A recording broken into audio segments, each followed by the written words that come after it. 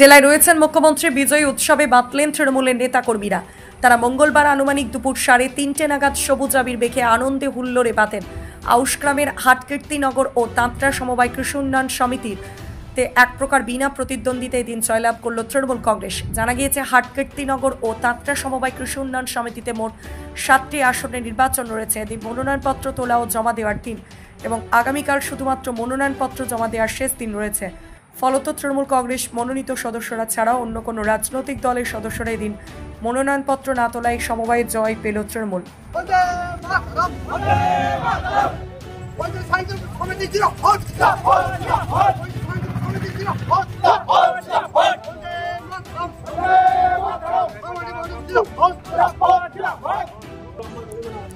বিজয়পুর হাটকীর্তিনগর সমিতি জিল্লোকে বিজয়পুর হাটকীর্তিনগর সমিতি জিল্লোকে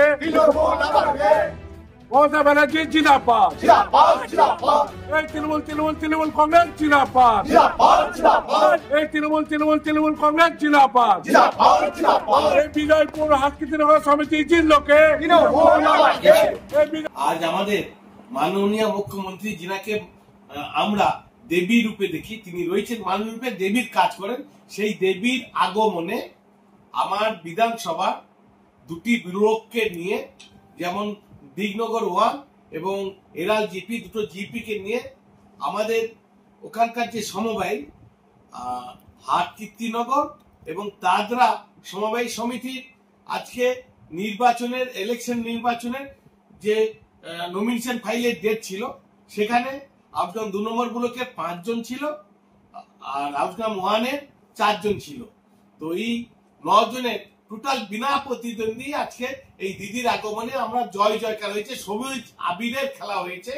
যে আই বিজেপিরা দেখে যা, আই সিপিএমরা দেখে যা, তৃণমূলের ক্ষমতা বা মমতা ময়ীর ক্ষমতা, আমাদের সেনাপতি অভিষেক ব্যানার্জির ক্ষমতা, যে বিনা প্রতিদ্বন্দ্বী আর মানুষ খুঁজে বিজেপি কেও পাবে না, সিপিএম কেও পাবে না।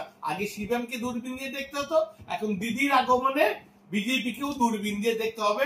আর এরিয়ায় আমাদের যে 2 তারিখ থেকে খেলার যে শুরু হয়েছে, যে আবার খেলা হবে, 26-এ খেলা হবে, 26-এ 26ও বিজেপি আর থাকছে না, দূরবীন দিয়ে দেখতে হবে। আমার নাম শেখ আব্দুল লালন। আমি আজকাল 2 নম্বর ব্লকে মহামাটি মানুষের সৈনিক হিসাবে কাজ করি। আমি এখানকার ব্লক।